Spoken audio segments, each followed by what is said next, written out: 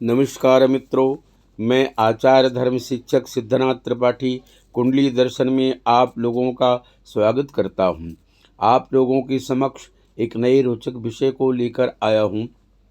विषय है संतो चलता फिरता प्रयाग है। विषय शुरू होने से पहले आप लोगों को बता दूं, शुरू से अंत तक वीडियो सुनेंगे तो आनंद के साथ ज्ञान भी मिलेगा। चलिए अपने विषय पर वार्ता करते हैं। संतो चलता फिरता प्रयाग है, तीर्थ नहीं तीर्थराज प्रयाग है।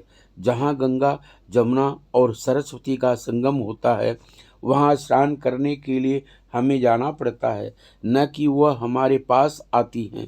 संत रूपी प्रयाग देश विदेश के लिए ही नहीं बल्कि पूरे संसार के लिए चलता फिरता प्रयाग है, जो सारे देश को मिले और सबको सुलभ हो। किसी ने पूछा, प्रयाग में गंगा यमुना और सरस्वती नदियाँ एकत्र होती हैं, तो संतों में कौन सी नदियाँ, 3 नदियाँ एकत्र होती हैं?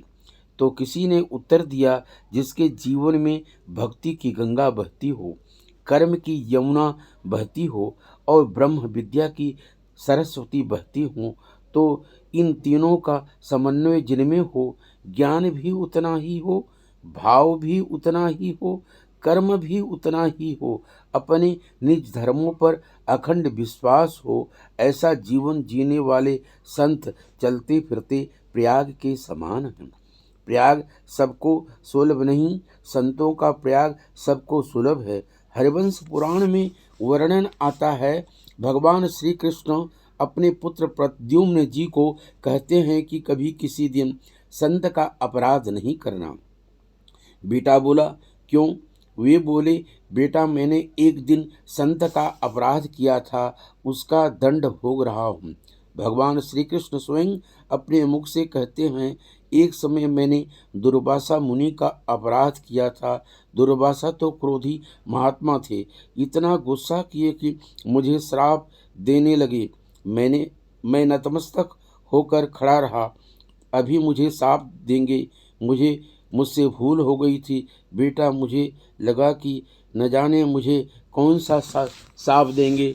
दुर्वासा ने कहा कि गोविंद, तुमने मेरा अपराध किया है। मेरा श्राप यह है कि गर्मा गर्म खीर लाकर मुझे अर्पण करो। यह विचित्र शाप दिया था। उबलती हुई गर्मा गर्म खीर, मुझे ऐसा लगा कि यह तो सस्ते में निपट गए। मैंने गर्मा गर्म खीर दुर्वासा को अर्पण की। पुनः मुझे ऐसा लगा कि यह खीर खाकर बात पूरी करेंगे, पर उन्होंने तो गजब किया। अब यह खीर अपने शरीर पर मल दो, यह मेरा शाप है। अब तो संत का अनादर कैसे हो? श्री कृष्ण ने कहा, फिर बेटा मैंने गर्मा गर्म खीर मस्तक से लेकर शरीर पर मलनी शुरू कर दी।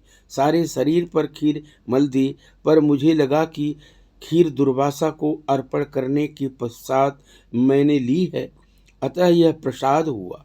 शरीर पर धारण करने के पश्चात पाँव के तलवे पर नहीं लगाई। दोनों पाँव के तलवे खाली रह गए। दुर्वासा जी मेरी तरफ देख रहे थे। उन्होंने कहा, गोविंद तुमने बहुत बड़ी भूल की है। श्री कृष्ण ने कहा, कौन सी? उन्होंने कहा, यह शाप मेरा आशीर्वाद था।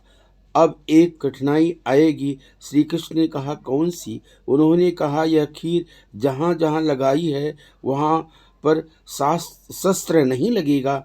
पाँव के तलवे खाली रखे हैं, इन तलवों में बाण लगेगा, फिर आपको स्वधाम जाना पड़ेगा। प्रयाग में शरीर का मैल दूर होता है। संत चलते फिरते प्रयाग में जीवन परिवर्तन हो सकता है। संत जीवन को बदल डालने की पूर्ण शक्ति रखते हैं। संत देह का परिवर्तन नहीं, विचार का परिवर्तन करते हैं।